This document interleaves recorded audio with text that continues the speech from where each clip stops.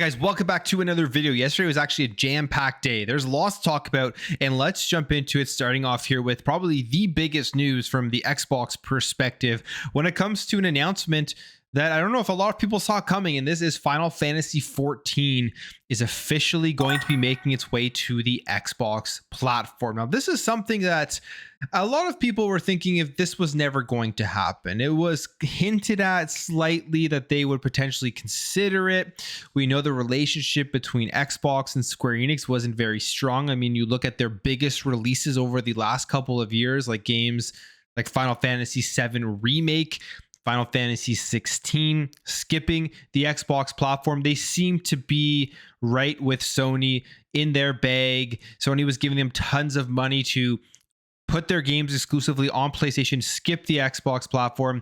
And now we got this shocking announcement that I would say is a very good sign going forward if you are somebody who likes Square Enix, if you're somebody who likes Final Fantasy. And that is, like I said, Final Fantasy XIV.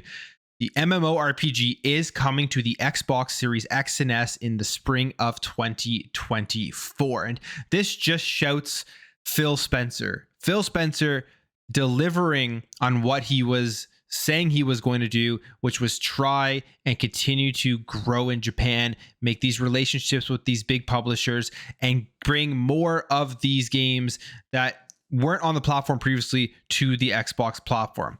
Now, when are we going to be able to play this game? Like I said, it is 2024. There isn't a specific date, but it will be a part of the open beta on the Xbox Series X and S as part of the patch 6.5 X series. That's what they are calling it. And it means you can expect 4K support on the Xbox Series X on both consoles. Will also enjoy loading times that are much faster than obviously platforms that don't have fast SSDs or are on a hard drive device. And here's a quick good look kind of like what the breakdown is as to what is actually going on here. It's coming to the Xbox Series X and S with faster loading, 4K support on the X. It's going to be part of the 2024 spring open beta scheduled for patch 6.5X, and it will be only a digital release. And I don't even know if there was a physical release previously. Now, to me, this is an announcement that it really kind of hits home for me. I really am happy about this announcement because I played Final Fantasy XIV online as soon as the pandemic hit. I grinded from level 1 to 80. I played it on PC, and I lost so many hours and so many days of my life when the pandemic hit and there was really nothing else going on, jumping in and playing this game. And now that it is coming to Xbox, I am absolutely going to be jumping back in, especially if they're going to add things like achievements. That will be super cool if you can go in there and start doing things and adding to your gamer score on the Xbox platform. And I'm going to be able to see it now in beautiful 4K with these faster loading times on the X. We'll see how it runs on the S as well. I wonder what the resolution is going to be there, but I'm sure everything else will be very similar. It's not like it's an MMORPG. It doesn't require the craziest amount of graphical prowess to be able to run it. They're generally made for a broad range of systems, so as many people can play them as possible. And it is a very good MMORPG. If you like World of Warcraft, you are going to like Final Fantasy XIV. There's a lot to do in this game, and it just keeps getting better and better. And they also announced a new expansion that is going to be coming. So lots to look forward to. And again, this just screams Phil Spencer doing the work that he has said he has been trying to do, which was grow in Japan. And it has a lot of questions now. It's got people questioning things like, what is going on with the relationship with Xbox and Square Enix now? Is this the beginning of something brand new? Is it going to blossom into more games coming over from Square Enix to the Xbox platform? Are we going to see less of huge games like Final Fantasy XVI and Final Fantasy VII Remake skipping the platform? Is Sony not buying Square Enix anymore? Because that was a rumor going on for a very long time. And maybe even if they end up somehow purchasing Square Enix, are their games still going to be coming onto Xbox? A lot of these things now, everything has changed because of this announcement where you're seeing Phil Spencer. He was on stage actually with Yoshi P and Kiryu-san, the new CEO of Square Enix, talking about all of this. And here's an article from Windows Central talking about Final Fantasy XVI and how Square Enix now wants to bring its games to Xbox. So specifically, this is what they say. First off, I have to thank you, Phil-san, for making the Xbox version of Final Fantasy XIV a reality. This is a project that would not have been possible without Spencer's support. And I think right there is a huge thing to keep in mind, because there may be other head of gamings out there that would have been at Xbox if it wasn't for Phil, that may not even think about trying to bring Final Fantasy XIV over, may not even care.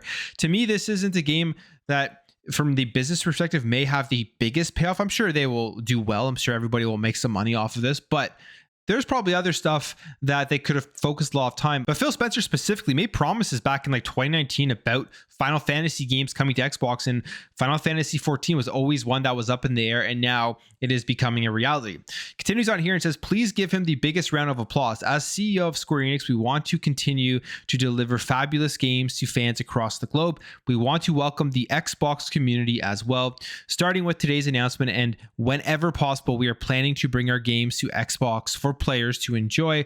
Final Fantasy XIV is only going to get bigger and better, so I hope Xbox players give it a try. Now, when they say this here, whenever possible, we're planning to bring our games to Xbox players, that just screams to me, whenever we don't get a massive bag from another company such as Sony, where we are locked to exclusivity, we'll probably be bringing our games over to Xbox. The whole Square Enix relationship has just been very odd for the last number of years, where some games, like the big ones, like I said, missed, like 16 and Remake, but there are other games that did land on the platform. There's a ton of Square Enix games that you can go and pick up on Xbox, and they were much smaller Square Enix games. So you're asking yourself, why did these much smaller games not come? But these bigger games where it absolutely would have sold very well on the Xbox platform didn't, and it's obviously because of the entire exclusivity thing. Now it says here, Xbox lead Phil Spencer also emphasized that he looks forward to building on the relationship that brought Final Fantasy XIV to Xbox and wants to partner with Square Enix on future games as well. Maybe this means, will we see an Xbox exclusive Square Enix game? Will we see more Square Enix games coming over to Xbox Game Pass? I mean, they have in the past, but will we see more of them? Maybe a day one release. That would be massive for the platform. So all in all, this was a big announcement, and I think a lot of people are very happy about this. I think even if you were kind of mad or annoyed about Square Enix before this, it's hope going forward that Phil Spencer is going to continue to work with them to try to make sure more of these bigger games don't miss the Xbox platform, specifically the Final Fantasy series. Because of all of the stuff that Square Enix releases, Final Fantasy is their biggest. It's probably their most important one, probably the most mainstream for people, even if they don't love all of the JRPGs out there that come out. Final Fantasy is one that everyone knows the name and will consider giving a try. So I think it is important for Phil Spencer and for Xbox to continue to make sure going forward there's no more Final Fantasy 16s and Final Fantasy 7 remakes skipping the platform, and that they do make their way onto Xbox. And this here is a great start. And like I said, a game that is very close to my heart because of when I played it, how much time I put into it, the grind that I went through going to the max level. And I'm going to jump back into it when it hits Xbox. I actually played it so much that I got burnt out, and now I'm revitalized in wanting to go back in and play Final Fantasy XIV when it does come onto the Xbox platform in 2024, which is perfect because we are heading into a time where there are so many huge games coming out for the end of 2023. This will probably be something very refreshing when it does drop onto Xbox. Now, there were other executives, other people that did weigh in on this. You had Aaron Greenberg saying, kudos to Phil Son, aka Gamer, who personally worked with Final Fantasy XIV producer director Yoshi P and Square Enix CEO Kiryu San to make this happen. Final Fantasy XIV coming to Xbox Series X and S with faster loading and 4K on X, putting gamers first with cross-play and partnering on future games on Xbox. And Phil Spencer as well commented saying, enjoyed being on stage with Yoshi P and Kiryu San to announce Final Fantasy XIV coming to Xbox. We're thrilled that the Xbox community will join the Warriors of Light, and we look forward to partnering closely with Square Enix on future games. So we'll see what happens going forward after Final Fantasy XIV. What else is going to be coming from the Final Fantasy series and from Square Enix to the Xbox platform? My fingers are crossed here that this means they're going to be seriously working on some day one releases into Xbox Game Pass. Now, other than that huge news, there was also some other just nice announcements that happened. Game Pass announcement came, Broforce Forever, which is, I believe, like an update to the Broforce game, with some more characters in there is coming to Xbox Game Pass on August 8th. If you enjoyed the Broforce game, make sure to go ahead and check that out. And we also got this year, which is a little bit of a disappointing Xbox news with all the good stuff going on.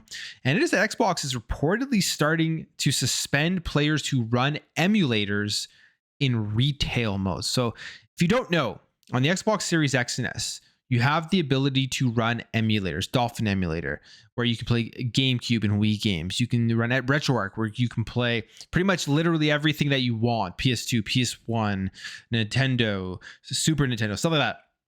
And they all ran very well on the Xbox. It was essentially probably the best solution for just a console connected to your TV, where you want to play these older games emulated that are upscaled and look almost brand new because they can get much higher resolutions and stuff and run very well. It was a great solution, especially the Xbox Series S.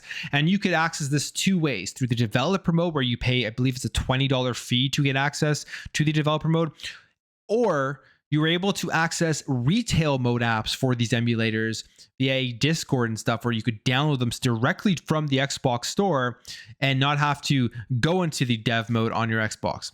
Now, I think it was a couple of weeks ago, maybe it was last month, Xbox actually started banning the retail mode or making them unusable from the apps. So there was another group of people that came up, found a workaround, were charging a small fee to be able to get access to the retail apps again.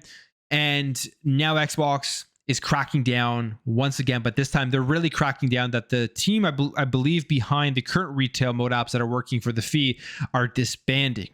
Now, this is what this article says here from Video Games Chronicle. Microsoft has now started cracking down on all retail emulation and those who use it. It says here, as reported by YouTuber Hikikomori Media, who regularly reports on emulation on consoles, Microsoft has started handing out 15-day suspensions to players running emulators on the Xbox Series X and S and Xbox One consoles in retail mode. And they also cite the Discord server called Xbox Emulation Hub, which is dedicated to the running of emulators on Xbox consoles, saying that effective immediately, we are halting any and all retail mode emulation permanently. This channel will be deleted within the week, and this announcement will be removed to the server announcements channel for preservation purposes. A significant amount of users have been receiving 15-day suspensions as a warning shot from Xbox, and they say, we strongly recommend removing any and all emulator apps from your console in retail mode immediately. Dev mode is unaffected. I apologize to anyone who got a 15-day suspension. We know it sucks. They say, please take my advice and do not begin trying to upload retail mode emulators. Microsoft are console banning people caught uploading retail mode emulators. Don't take that risk for yourself, and don't put others at risk either. It's not worth it anymore. Just use dev mode. So there you have it. They are banning people, banning consoles, 15-day suspension for the emulator stuff. And I mean, personally, I don't like this. I'm actually against them doing this because emulation is a great way to preserve these older games from a lot of companies that just don't preserve their games. You can't even access some of them anymore. And it was a great feature to play a lot of these older games, but I get the reasoning why they do it. They're kind of the same reason Nintendo goes so hard. It's the licensing. It's the whole law stuff behind it, making sure that there's no liability on their part. I mean, Microsoft obviously would have some liability by allowing this to happen on their console. They don't want any of that, so that's why they're cracking down on it. I still don't like it. I don't like it when Nintendo does it. Nintendo is the worst for it, especially with games that they don't even really support anymore. But it is still available in dev mode. And obviously, if you really care about emulation, there are many other ways that you can go ahead and play those older games that you own, that you emulate or whatever, whether it's on Xbox, whether it's on a PC or whatever it is. But there it is. If you are using these apps in retail mode, make sure to delete them. Don't even risk it. Your console's probably going to get banned. It's probably going to get at least a 15-day suspension. It's just really not worth it anymore at this point. Like they say, if you really do care that much, just go into dev mode. And finally, let's talk about this. PlayStation. They are cutting the price of the PlayStation 5 in certain parts of the world. So it says here, Sony's first PS5 sale brings steep price drops to the UK, Germany, India, and beyond.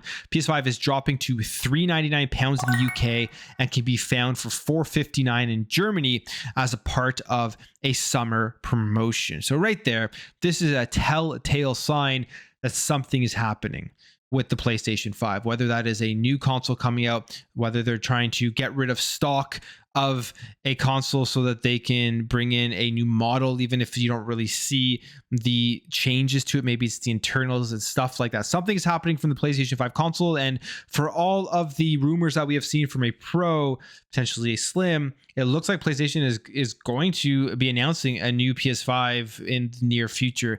This, again, a telltale sign of that, as they are dropping the price, when previously they had actually raised the price. So interesting stuff here to see. But they've also sold 40 million PS5s, and they did this right after they hit the 40 million. So maybe that was their number, their threshold that they had to hit before they could start dropping the price where they could still be making money on it. I think over the next couple of months, it's going to be very, very interesting to follow what PlayStation is going to be doing with their console SKUs, how they're going to be changing up. Are they going to discontinue the disk drive version? Are they going to be releasing that separate disk attachment that we have been hearing about that will be usable on only the digital version of the PlayStation 5? Are they going to be releasing that Slim or that Pro model? And then, of course, will Xbox respond to any of this in the console space? Or is the Series X and the Series S in their current form? I guess you can also now consider the black Series S with the 1 terabyte storage, still though in the same form factor as the white Series S. Are those going to be all that comes out from a console perspective from Xbox throughout this entire generation? But I will leave the video there, guys. If you did enjoy this, make sure to hit that thumbs up. If you are new here, hit that subscribe, and I will catch you guys in the next video.